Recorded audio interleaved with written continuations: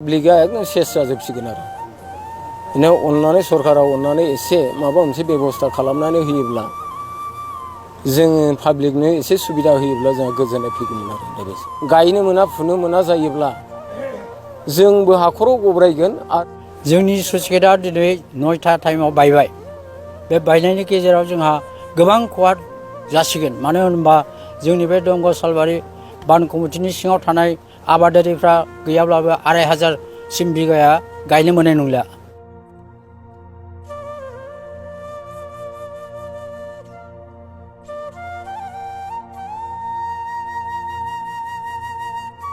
चिरांनि बेंटल दमगाव स्लुइस गेटआ जेंनायाव खोख्लैदों आबादारिफोरखौ। चिरां जिल्लानि बेंटल सालबारि गामियाव थानाय स्लुइस गेटआ बायलांनायनि जाउनाव ओनसोलनि आबादारिफोरा जेंनायाव गोग्लैदों। थांनाय 2012 मायथाइनिफ्राय बे स्लुइस गेटनि सायाव सोनारनानै गासै गं7 गामि जेरै दमगाव, सालबारि, दांसोमारि, हादानपारा, दद्रागुरि, हुलुमागाव बायदि गामिनि आबादारिफोरा आबाद मावबोदोंमोन। बे स्लुइस गेटआ बायलांनायनि जाउनाव आबादारिफोरा आबाद मावनायनि बिथिङाव दैनि आंखालजों मोगा-मोगि जानांदों। बे स्लुइस गेटखौ थाबैनो लुनायनि राहा लानो थाखाय स्लुइस गेट कमिटिया सरकारनिसिम खावलायहरदों। गुबुन फारसेथिं बे थासारिनि बागै एमएलए जयन्त बसुमतारिया खौरां मोननाय लोगो लोगो बे जायगायाव नायगिदिंहैनानै आबादारिफोरजों सावरायलायो आरो बे स्लुइस गेटखौ नायबिजिरनानै लुफुंनो थाखाय बिफाननिसिम खावलायहरगोन होननानै बिथाङा फोरमायो।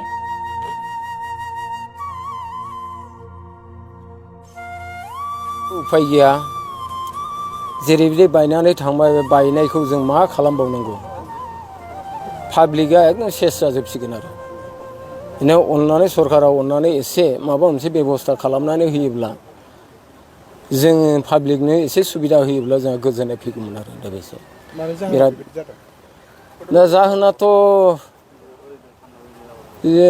दा बानाबो नङामोन जेबो नङामोन जेरैबायदि बाना समावनो बायलाङाखिसै बाना गैयि समावसो सिंजोंहाय फुंखा फैनानै माबोरै गब्रायलांखो बेबायदि दसेनो बेयो गब्रायनानै थांबाय आरो गोलैलांजोबबाय। दा माइ गायनो सुबिदायानो गैला बेबायदि आरो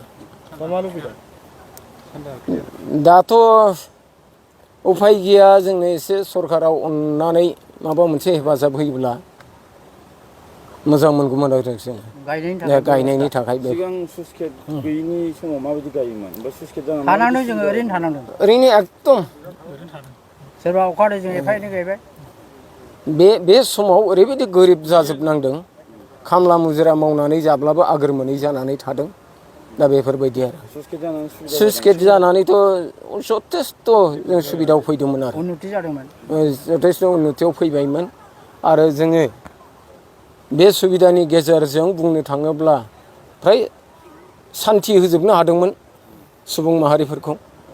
नै दा गायनो मोना फुनो मोना जायोब्ला जोंबो हाखराव गब्रायगोन आरो बिनिफ्राय जेरैबायदि जोंनि मावनाय दांनायनि गेजेरजों सोरबा साख्रियालखौ सोरबा फालांगिफोरखौ एसेबाबो साया होनांगौमोन बेफोरबो रानज्रिंलांजोबनाय जाफागोन आरो दा बेसो दा बेयो दमगाव सालबारि स्लुइस गेट माइ गायनो रेडि जाजोब्बायमोन जाजोब्बायमोन आंनो दा बुंनो थाङोब्ला आं नोंथांमोननि सिगाङाव बुंखायो 30 बिगा आलि खोजोबखाबायमोन आङो दिनैनो गायनांगौमोन दा सेस जाजोब्बाय। जोंनि स्लुइस गेटआ दिनै 9टा टाइमाव बायबाय बे बायनायनि गेजेराव जोंहा गोबां खहा जासिगोन मानो होनोबा जोंनि बे दंग सालबारि बान कमिटिनि सिङाव थानाय आबादारिफ्रा गैयाब्लाबो 2500 बिगाया गायनो मोननाय नंला। बेखायनो जोङो सरकारखौ जोङो एसे खावलायो जाहाथे माने थाबैनो बिनि थाखाय बेबस्था खालामनानै हरो बेखौनो जोंनि रायजो राजानि जानानै आं आफादनि सेक्रेटारि जानानै आं खावलायहरनाय जायो।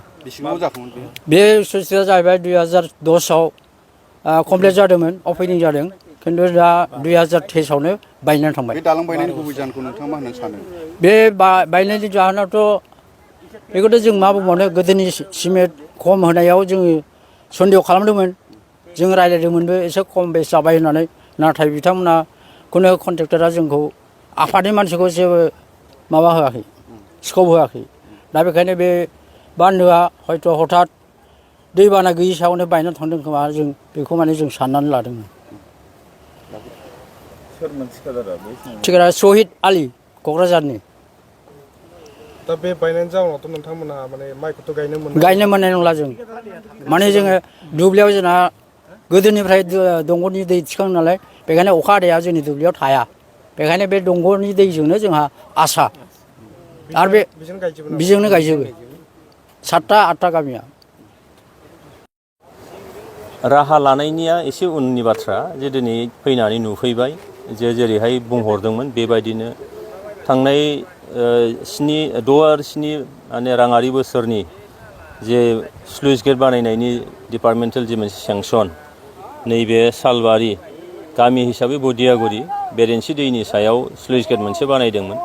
2010 मायथाइयाव बेखौ हाफुंदों होननानै बुंदों आरो 2013निफ्राय जायफोर बेनिफिसियारिफोर बे स्लुइस गेटनि दैजों बिथांमोनहा माइ दै बिथांमोनहा गायनो मोन्दोंमोन आरो मोजाङैनो बिथांमोनहा थांनाय समाव गावसिनि आबादखौ मोजाङै दैखांनो हादोंमोन।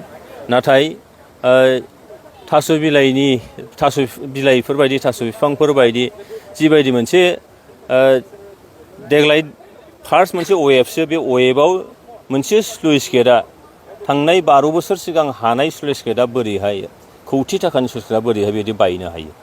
बेयाव होनबा नुबाय जे थांनाय 15 बोसोराव BPF सरकार हाग्रामा दैदेननाय BPF सरकारा जिबायदि मोनसे जाख्ल'नाय करापसन खालामदोंमोन बिनिख्रुइ आरो गोथां मा मोनसे बिदिन्थि होनो हायो फालाय बेनो आरो नोंथांमोना बयबो मिथिगौ पेपारे कागजै फोसावनाय जादों जे बिटिआर सरकारनि सायाव दिनैहाय हाग्रामा महिलारि सरकारनि 15 बोसोराव 15 बोसोराव 3,000 कौटिनिबो बारा मोनसे दाहार गालांदों आरो बिनिनो 50% बांसिन जिफोर रांफोर बिसोरो ओरैनो भुवायै जाख्ल'नायै बानायनाय।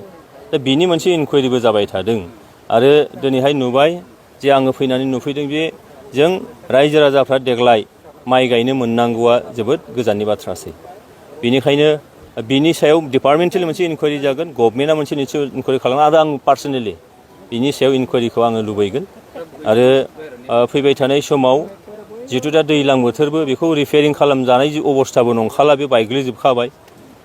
गोदानै माबा मोनसे बानायनांगौ जायोबा निस्सय आङो आंनि फारसेनिफ्राय आरो सरकारखौ आङो नारसिनगोन जाहाथे जोंनि रायजो राजाफ्रा फैबाय थानाय समाव जेरैबायदि दैखौ मोननानै माइ दै आबाद मावनो हादोंमोन, न'खर संसारखौ मोजाङै सामलायनो हादोंमोन, गथ' गथायखौ फोरोंनो फेदेरनो फोलावनो हादोंमोन, बे राहाया जाहाथे जाफिनो बिनि थाखाय निस्सय नाजानाय जागोन। बायनायखौ नायोबा सिङाव जाबायदि एस्टिमेटआव लिरनाय बेबायदिखौ मावनाय जायाखै बिनि बेखौथ' एकदम मेगनजों नुखानाय जे नोङो थांनाय 12 बोसोर सिगां हानाय मोनसे स्लुइस गेटनिया बोरैहाय नों सिंजों गगल जालायनो हायो फालाय।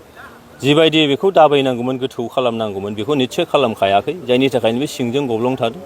सिंनि हाया माने सुस्राजोबनानै बे बायग्रबदों आरो दा बायखांनायनि उनाव जों जे नुबाय जेरैबायदि बेयाव रडफोरखौ होनांगौमोन, लहानि रडखौ जेरैबायदि होनांगौमोन बेबायदि निस्सय बानायनाय जायाखै, जों बयबो मेगनजोंनो नुखाबाय। दा होमबा बिनिफ्राय नुयो जे एस्टिमेटखौ फल' खालामाखै। निस्सय एस्टिमेटखौ फल' खालामनायमोनब्ला बेयो निस्सय बिदि जानाय नङामोन। दा बेयाव डिपार्टमेन्टेलि माबायदि साननाय जाखो बै समाव, गभर्नमेन्टआ माबायदि नायखो आरो जायखौ बानायदों बे थिकादारनि सायाव मा बेबस्था लानो हायो बिनि सायाव निस्सय आं गभर्नमेन्टनि सायाव आपिल खालामो। बे ओनसोलनि 8टा गामि आरो 250 बिगा माइ गायनाय जायो बे ओनसोलाव। दा माइ गायनो मोनाब्ला मा जेंनायाव गोग्लैनो हागौ? 250 बिगा नङा, 2,500 बिगा बिदि जागोन, हयथ' बेनिख्रुइ बांसिनबो जानो हागौ। दा बेयाव सिदा सिदि 10टा गामिया बिनि दै मोनो आरो बिनिनो आग्लायलांनाय माखासे दैजों आरोबाव 4बासो गामिया माइ गायो। बेनिखायनो बेयाव 2,500 निफ्राय 3,000 बिगानि गेजेराव जागोन। दा देग्लायथ' उफाय गैलिया जे नोङो अखानि दैजों निस्सय सोनारनांसिगोन आरो खालमासिफोरनिफ्राय निस्सय माबा मोनसे राहा लानो हायो बेखौ आंनि फारसेनिफ्राय बिफानारिनाव आर'ज गाबगोन आरो बेबायदि खामानिखौ रायजो राजाफ्रा जाहाथे फैबाय थानाय समाव जेंनायाव गोग्लैनाङा बिनि थाखाय निस्सय राहा लानाय जागोन आरो बे गोदानैसो निस्सय खालामफिननांगोन, मानोना बेयाव रिपेयारिं खालामजानाय अबस्थायाव बे गैलिया।